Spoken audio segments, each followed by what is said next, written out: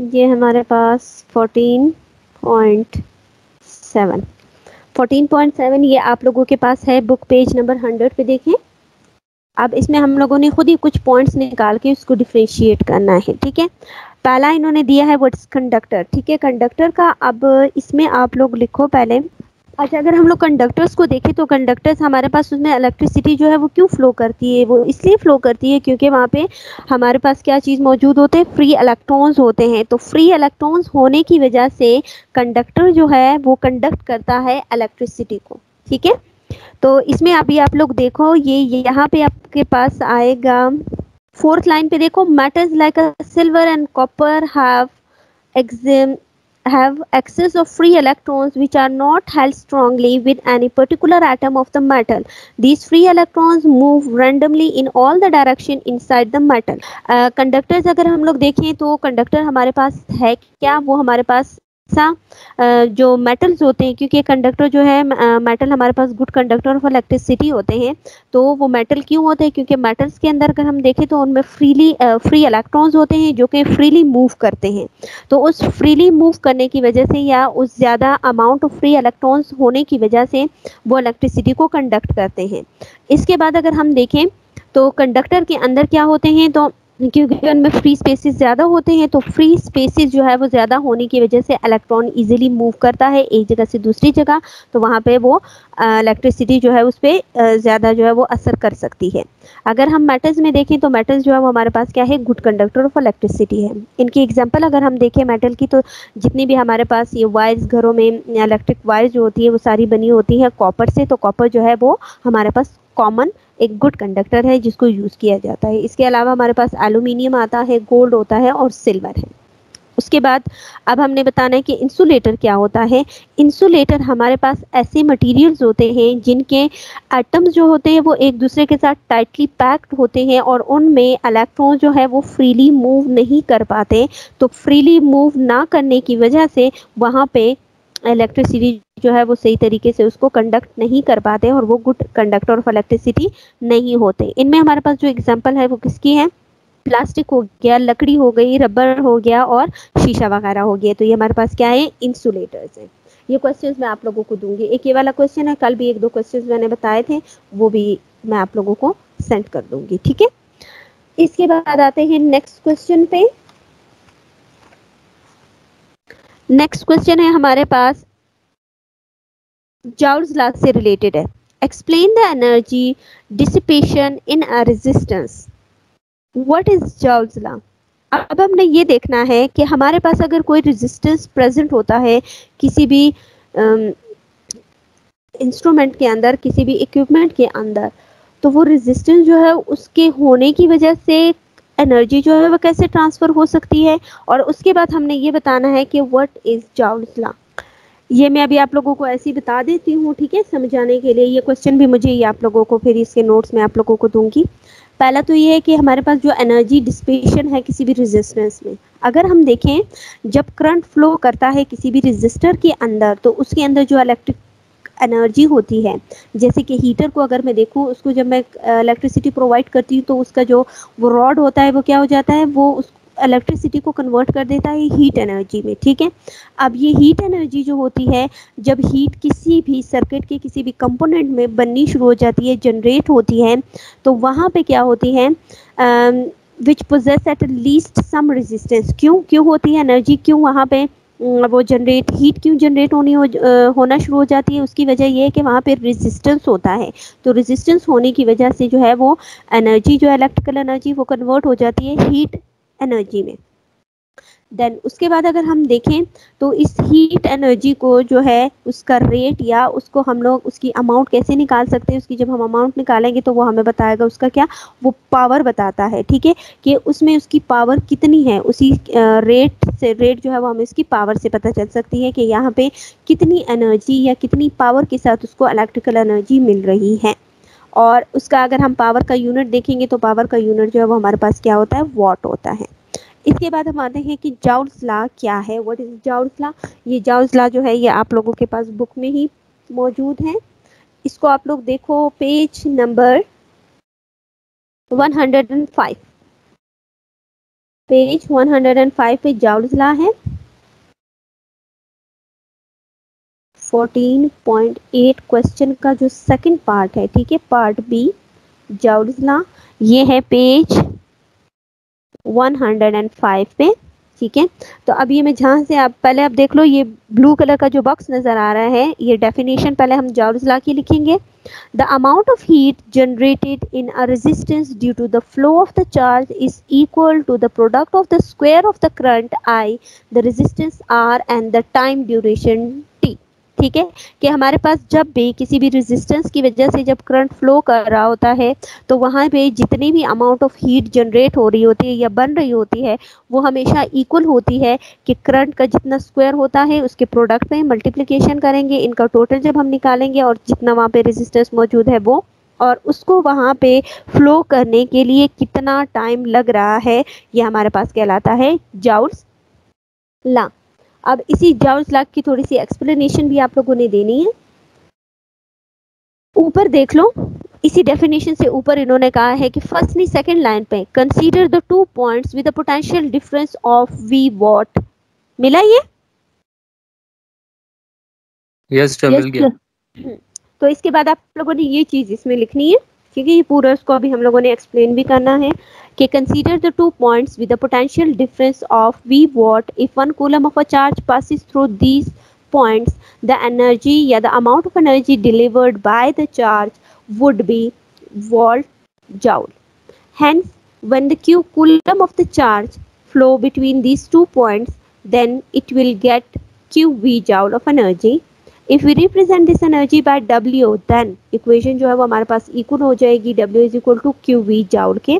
Now अब हम current को भी इसी में देखते हैं कि अगर हमारे पास करंट फ्लो कर रहा होता है तो करंट जो है वो असल में क्या होता है, चार्जेस के फ्लो का with respect to their time.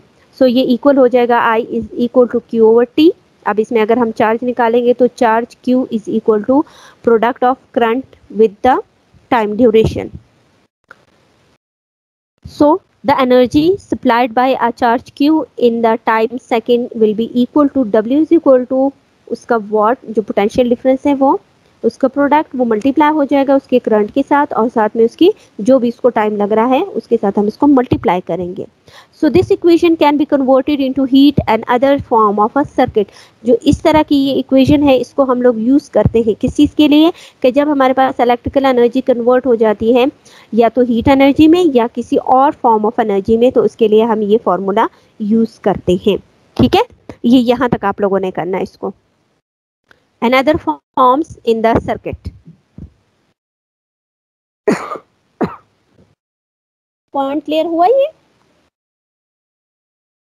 Ji teacher. अच्छा, हबीबा भी हो गई ऑनलाइन? जी चले हबीबा, अभी मैंने क्वेश्चंस बता दिए हैं, ठीक है। अब पहले मैं बाकी बता देती हूँ, फिर अगर टाइम हुआ तो मैं आपको दोबारा बता दूंगी, ठीक है।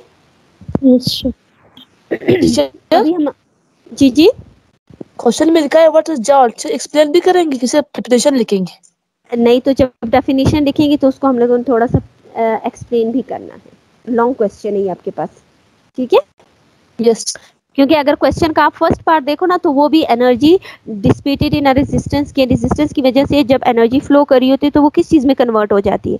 और ये अभी जो हमने एक्सप्लेनेशन की है ये भी यही एक्सप्लेनेशन है ना, कि इलेक्ट्रिकल एनर्जी कन्वर्ट हो जाती है या तो हीट में कन्वर्ट हो जाती है या किसी दूसरी फॉर्म ऑफ एनर्जी में वो कन्वर्ट हो जाती है। तो ये दोनों एक दूसरे से रिलेटेड है इसलिए, ठीक है।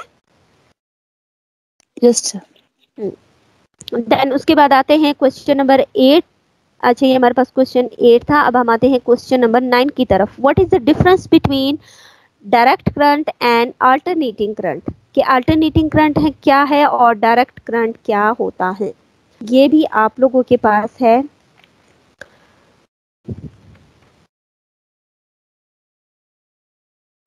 Page number 107।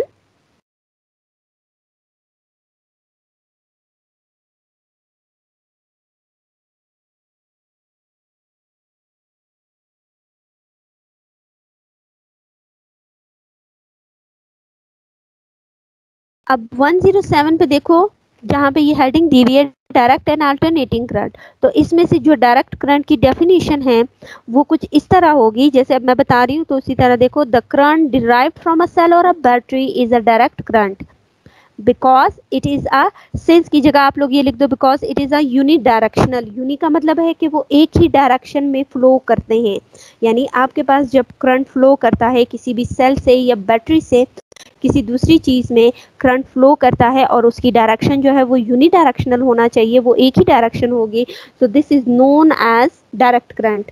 तो इसमें अभी अगर आप देखो तो positive and negative terminals of the direct current source have a fixed polarity, therefore the level of the direct current remains constant with the time।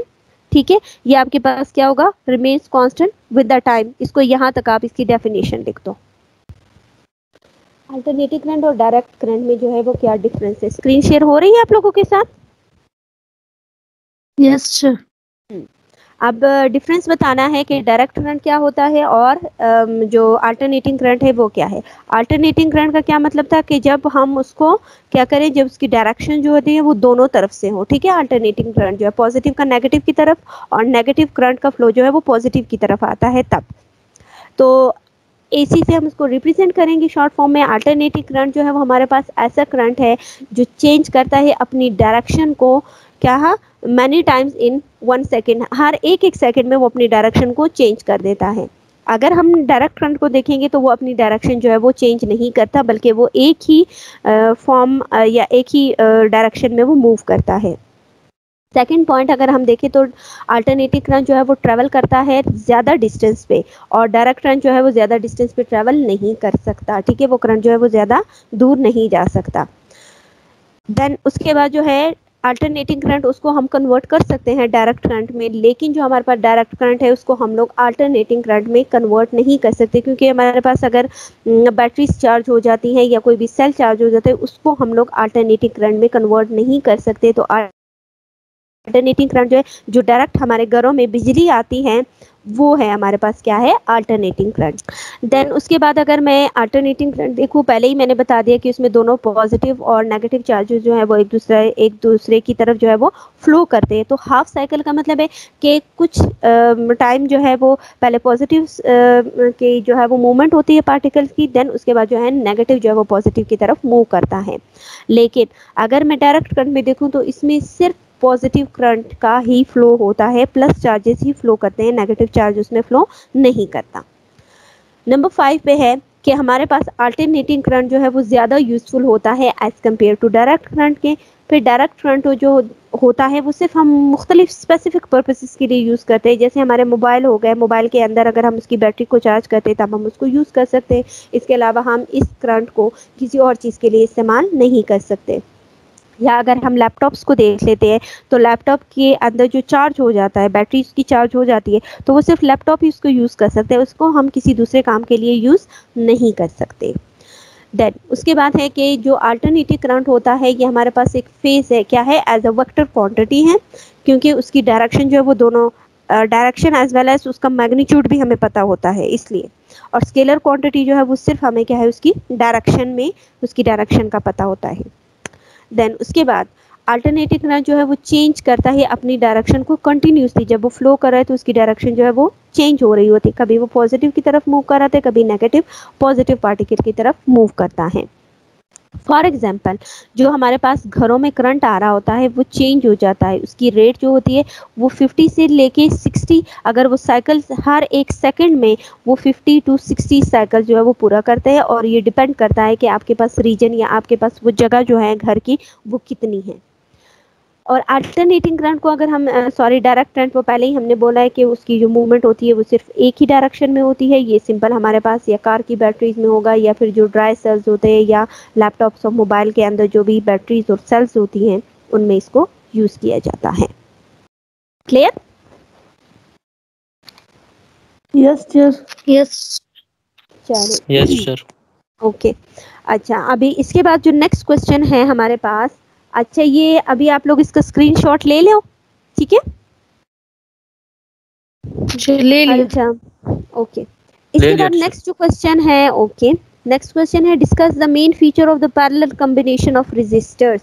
अब हमने देखना है कि जो पैरेलल हमारे पास कम्बिनेशन होती है रेजिस्टेंस की या रेजिस्टर्स की, उसका हम लोगों ने मेन फीचर्स बताने हैं, उसको एक्सप्लेन करना है। ठीक है, पेज नंबर 102 पे पैरेलल कॉम्बिनेशन देखने हैं हमने और उसके मेन फीचर्स बताने हैं। ठीक है, तो ये आपके पास आएगा 14.10 है, ये है पेज 102 पे पैरेलल कॉम्बिनेशन हमने बतानी है। तो इसमें से पहले आप लोग देख लो, मिला आप लोगों को ये?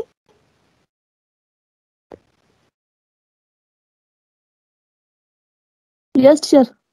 ठीक है, तो इसमें देख लो, यही से स्टार्ट करना है कि in a parallel combination the one end of each resistor is connecting with the positive terminal of the battery while the other end of each resistor is connected with the negative terminal of the battery.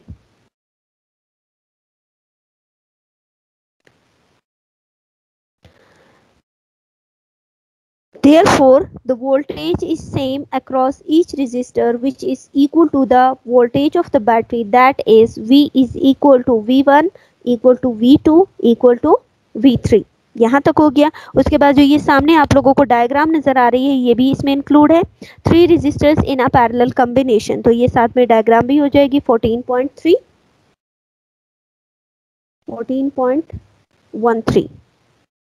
ये इसकी diagram आ जाएगी साथ में। उसके बाद अभी हमने इसके जो कुछ पॉइंट्स है वो देखने हैं कि इसके मेन जो कंपोनेंट्स है वो कौन कौन से हो सकते हैं।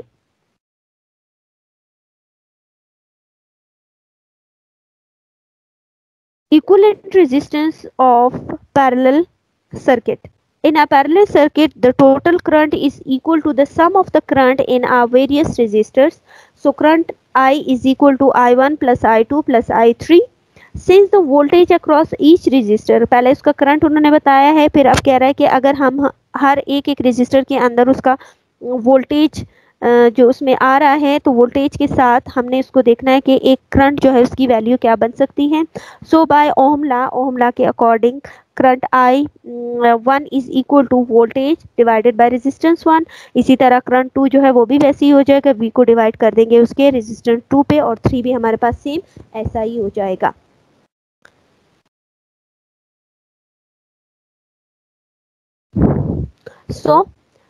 फिर उसके बाद जो हमारे पास इक्वेशन बनेगी, यही जो इक्वेशन पीछे दी हुई है, so therefore the equation 14.9 becomes आई, ये पूरा लिख देना है, तो ये हमारे पास इक्वल हो जाएगी इसके।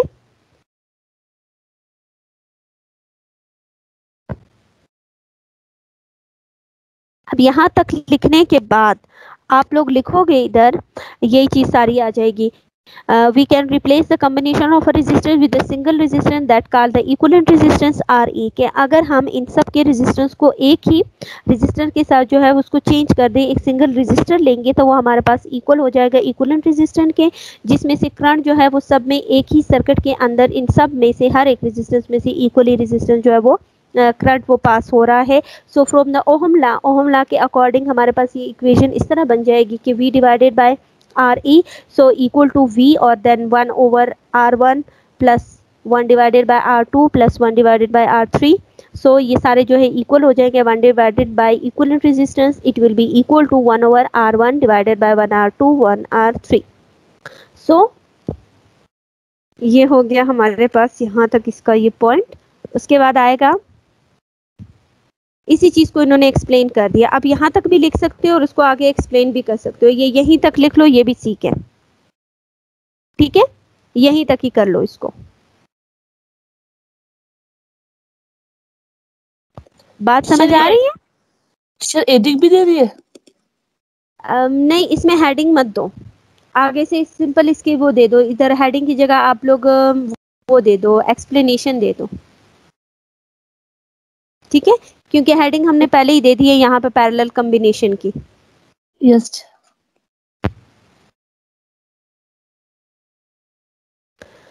चले, उसके बाद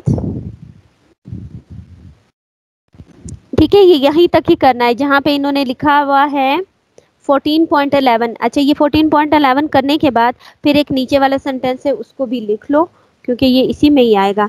उसके बाद ये जो नीचे इन्होंने लाइन दी हुई है,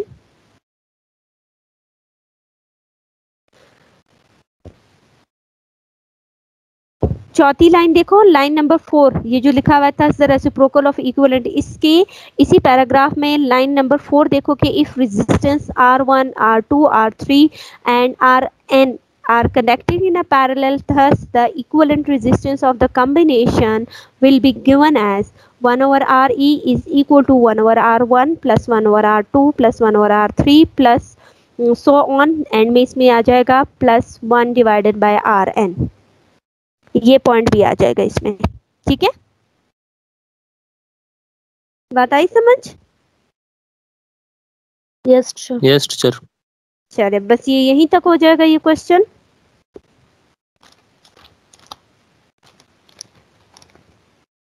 उसके बाद नेक्स्ट जो क्वेश्चन आता है वो उन्होंने कहा है कि हमने क्या करना है, सीरीज कॉम्बिनेशन का देखना है। Determine the equivalent resistance of a series combination of resistor. इसमें भी हमने क्या करना है, जो हमारे पास सीरीज है कॉम्बिनेशन में उसका इक्विवेलेंट रेजिस्टेंस कैसे डिटरमाइन किया जा सकता है वो बताना है।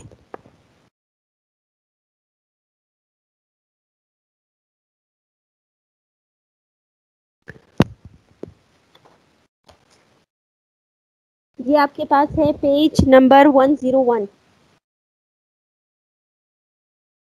बुक पेज 101 पे दिया हुआ है, हेडिंग है सीरीज कॉम्बिनेशन। इसमें भी यही होगा कि पेज निकाल लिया आप लोगों ने? यस ठीक है, तो इसमें है कि in a series combination the resistors are connected end to end the electric current has a single path through the circuit. This means that the current passing through each resistor is the same. Then उसके बाद हमने heading आप लोगों ने वैसे ही देनी है कि equivalent resistance of a series circuit. The total voltage in a series circuit divides among the individual resistors, so the sum of the voltage across the resistance of each individual resistance is equal to the total voltage supplied by the sources. Thus we can write as V is equal to V1 plus V2 plus V3, where V is the voltage across the battery, V1, V2, V3 are the voltage across the resistors, that is resistor 1, resistor 2 and 3 respectively. If current I is the current passing through each resistor, thus from the Ohm law it will be equal to V is equal to 1 multiply R1 I multiply R1 plus I R2 plus I R3। सो इसमें से फिर I जो है वो common आ जाएगा, V is equal to I और bracket में R1 plus R2 plus R3।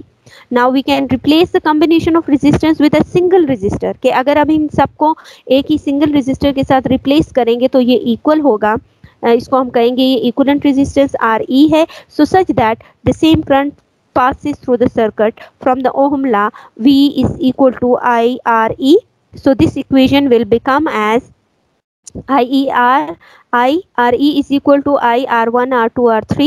So equivalent resistance जो है वो equal हो जाएगा RE is equal to R1 plus R2 and R3. Thus the equivalent resistance of the series combination is equal to the sum of the individual resistance of the combination। ये पूरा आपके पास आ जाएगा यही तक। If resistance R1, R2, R3 and Rn are connecting in a series, then the equivalent resistance of the combination will be given by equivalent resistance Re equal to R1, R2, R3 and Rn। ये यहाँ तक पूरा होगा। आ गई बात समझ? ये हुआ? Yes sir. ठीक है। Yes sir. अच्छा, इसके बाद जो नेक्स्ट क्वेश्चन आता है हमारे पास, क्वेश्चन है 14.12। नेक्स्ट 12 क्वेश्चन है, define briefly the hazards of the house hold electricity. जो अभी हमने नुकसानात बताने जो घरों में हम इलेक्ट्रिसिटी को यूज़ करते हैं। तो ये चैप्टर आप लोगों का पूरा हुआ है, पूरा ही चैप्टर इंक्लूड है सिलेबस में, तमाम टॉपिक्स हैं। तो ये मैं यहाँ से आपको बता देती हूँ, ये मैंने कहा था फिर आप लोग खुद ही पढ़ लेंगे कि इसमें क्या आ सकता है। ये है आपके पास पेज 109 पे देखो, क्वेश्चन नंबर 12 में पेज 109 09 पे। इसमें इन्होंने कहा है कि हैजर्ड्स ऑफ इलेक्ट्रिसिटी के हैजर्ड्स हैं, तो इनमें जो इन्होंने दिया हुआ है, एक इन्होंने क्या है, इंसुलेशन का डैमेज होता है, सेकंड उन्होंने कहा है कि डैम कंडीशंस होते हैं। तो इसमें से आप खुद ही इसको, जो आपको जितना इजी आप लोग कर सकते हो, उसको खुद ही आप अपने ओन वर्डिंग में भी इसको कर सकते हो, उसको शॉर्ट करके लिख सकते हो। ठीक है। यस। फिर उसके बाद जो नेक्स्ट क्वेश्चन है, क्वेश्चन नंबर 13 है, describe 4 safely measures that should be taken in a connection with the house hold circuit. कि आपने एक ऐसे 4 तरीके बताने हैं कि जब हम घरों में सर्किट यानी हाउस होल्ड जो सर्किट्स बनाते हैं, उनको कनेक्ट करते हैं, तो उनमें हमने उन 4 चीज़ों को रखेंगे, उनको सेफ, ताकि वो उसको कोई भी डैमेज ना पहुंचा सके, वो चीज़ हमने बतानी है। ये आप लोगों के पास आएगा पेज 111। क्वेश्चन नंबर 13 है, पेज 111 है। इसमें देख लो, फ्यूजेस लगा सकते हैं हम घरों में, तो इसको आप लोग खुद ही शॉर्ट फॉर्म में लिख लेना। ठीक है, कि फ्यूज जो है वो क्या कर सकता है, छोटे छोटे से इसके छोटे पैराग्राफ्स लिखते हैं। उसके बाद सेकंड फिर आपके पास आएगा सर्किट ब्रेकर क्या होगा, अर्थ जो वायर है वो क्या होगी। ठीक है, ये हम अपने घरों में जो है उसको लगा सकते हैं, तो इसको आप लोगों ने खुद ही एक छोटे से पैराग्राफ की फॉर्म में लिखना है। ठीक है। उसके बाद इसका जो लास्ट क्वेश्चन है 14.4,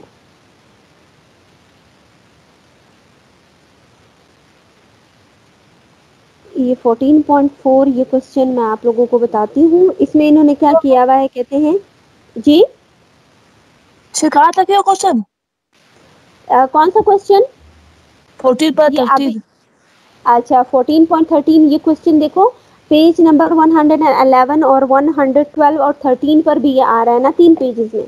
इसमें एक चीज़ तो ये है कि हम घरों में फ्यूज लगा के भी उसको अपने इलेक्ट्रिसिटी के कनेक्शन को सेव कर सकते हैं, हम सर्किट ब्रेकर लगा सकते हैं, और दूसरा हम अर्थ वायर को भी घरों में जो है वो यूज़ कर सकते हैं, ताकि वो करंट जो है वो हमारे लिए कोई भी नुकसान का बायस ना बने। तो इनमें से आप लोग जो जो मेन पॉइंट्स लगेंगे वो आप लोगों ने खुद ही उसको से शॉर्ट फॉर्म में लिखना है।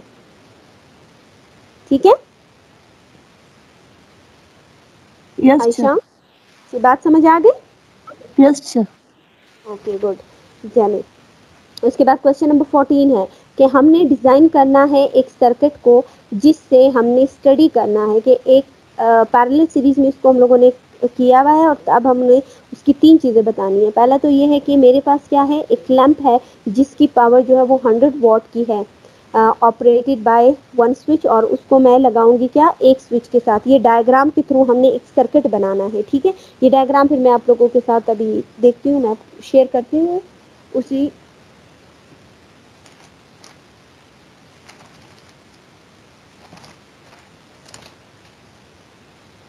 देन उसके बाद जो नेक्स्ट है वो ये है कि 1 reading lamp fitted with a 40 what bulb, कि हम एक लैंप भी लेंगे और उस लैंप को, उसके अंदर जो हम बल्ब लगाएंगे वो 40 वॉट का बल्ब होना चाहिए, और उसमें जो है which can be switch on end of from 2 points, उसको हम ऐसे 2 पॉइंट्स पे रखेंगे कि दोनों पॉइंट से वो ऑफ भी हो सकता है और वो ऑन भी हो सके। उसके बाद हमने ये बताना है कि what is the advantage of connecting the equipments in a parallel instead of series, कि हमारे पास उसका एडवांटेज भी हमने ये बताना है कि अगर हम इन चीज़ों को पैरेलल में एक दूसरे के साथ कनेक्ट करते हैं तो उसका क्या एडवांटेज है एज कंपेयर टू सीरीज के। कोई बता सकता है पैरेलल का क्या एडवांटेज है? तो उसकी वजह मैं आपको बता देती हूँ। वजह यह है कि अगर हम सीरीज में इन चीज़ों को कर देते हैं, फॉर एग्जांपल मेरे पास एक बल्ब है, कौन सा बल्ब, अभी ये डायग्राम के थ्रू मैं वैसे ही आप लोगों को एक बता रही हूँ। मेरे पास एक स्विच है, ठीक है,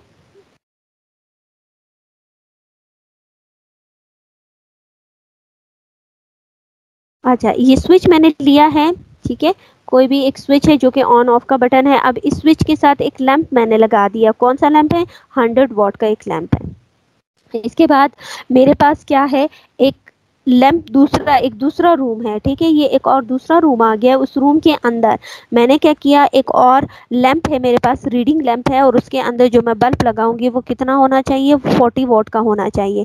और इस बल्ब को या इस लैंप को लगाने के लिए मेरे पास क्या है, 2 पॉइंट्स होने चाहिए, जो कि यहाँ से भी ये ऑन ऑफ हो सके और इस पॉइंट से भी वो ऑन ऑफ हो सके। अब क्योंकि ये किस चीज़ में आ रहा है, अलग से मैंने इसको चेंज किया, हम लोगों ने इसको ऐसे कनेक्ट करना है पैरेलल सीरीज में, ठीक है, पैरेलल सीरीज में हमने इसको कंबाइन करना है। तो अब इसको अगर मैं पैरेलल सीरीज में कनेक्ट कर देती हूँ, फॉर एग्जांपल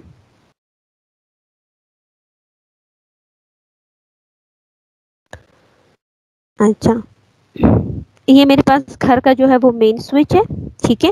अब मैंने दो चीज़ों को करना है, फर्स्ट अगर ये आ रहा है तो इसको मैं कनेक्ट करवा देती हूँ यहाँ पे, जो फर्स्ट लैंप है 100 वोल्ट का।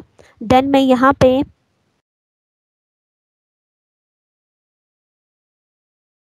यानी इसकी कनेक्शन इसकी तरफ भी आई है, ठीक है। उसके बाद यही कनेक्शन जो है वो आ जाएगी यहाँ पर एक 40 वोल्ट के बल्ब के साथ, ठीक है। अलग से मैंने इनको दो कनेक्शन दे दिए, तो ये पैरेलल फॉर्म में आ गया ना, एक इधर आ गया और एक मेरे पास इधर आ गया।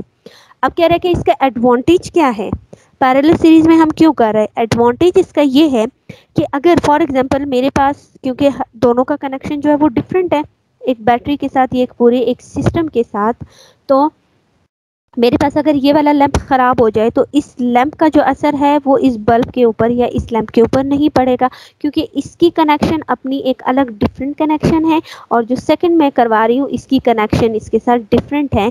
तो as compared to series, parallel जो है उसका एडवांटेज ये है कि अगर एक चीज़ आपके पास काम करना छोड़ देती है तो दूसरी जो है वो अपना, उसको जितना भी वोल्टेज बैटरी से आ रहा है वो अपना काम करता रहेगा, इस एक की वजह से दूसरे पे कोई भी अफेक्ट नहीं पड़ेगा। लेकिन अगर मैं सीरीज़ में करूँगी तो फॉर एग्जांपल ये बैटरी है, पहले मैंने यहाँ पे 100 वॉट का बल्ब लगाया, उसके बाद मैंने 40 वोल्ट का बल्ब लगा दिया, तो अगर ये काम करना छोड़ देगा तो ये करंट ऑटोमेटिकली इसके पास नहीं जाएगा, ये भी काम नहीं करेगा। तो हमारे पास पैरेलल जो है वो मोर उसका एडवांटेज है एज कम्पेयर टू सीरीज़ के। क्लियर हुआ ये point? Yes yes teacher. Yes okay, yes ये टीचर। हमारे पास जो है रिव्यू क्वेश्चंस खत्म हो गए इसके। इसके बाद हमारे पास इसका आता है कंसेप्शनल क्वेश्चंस। तो कंसेप्शनल क्वेश्चन में अगर हम देखें तो फर्स्ट क्वेश्चन अगर आप लोग देखो तो इसमें है why in a conductor charge is transfer by a free electrons rather by then by a positive charge. कि अगर मेरे पास एक कंडक्टर है तो कंडक्टर के अंदर जो फ्री इलेक्ट्रॉन्स होते हैं वो क्यों मूव करते हैं, फ्री इलेक्ट्रॉन्स क्यों मूव करते हैं, वहां पे पॉजिटिव चार्ज मूव क्यों नहीं करता, इसकी कोई रीजन बता सकते हो?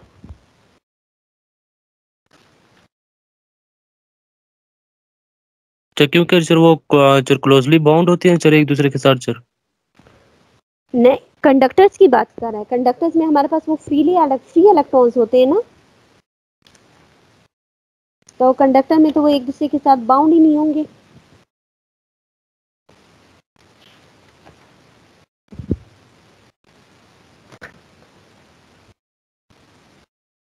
तो इसकी मैं बता देती हूँ, एक्सप्लेन करती हूँ। इसमें यह है कि हमारे पास अगर हम कंडक्टर्स को देखते हैं, क्योंकि हमें पता है कि कंडक्टर में ज़्यादातर फ्री इलेक्ट्रॉन्स होते हैं, तो जब भी हम बाहर से उसको इलेक्ट्रिसिटी प्रोवाइड करते हैं बैटरी की हेल्प से, तो ये फ्री इलेक्ट्रॉन्स जो होते हैं उनके पास बैटरी से हमेशा। कॉल आ रही। तो क्लास का टाइम खत्म हो गया? जी जी यस सही है, 11:47। ओहो सॉरी, चलिए ठीक है, फिर इंशाल्लाह नेक्स्ट में इसको डिस्कस करेंगे। ओके, चले, अल्लाह हाफिज़। अल्लाह हाफिज। अल्लाह हाफिज।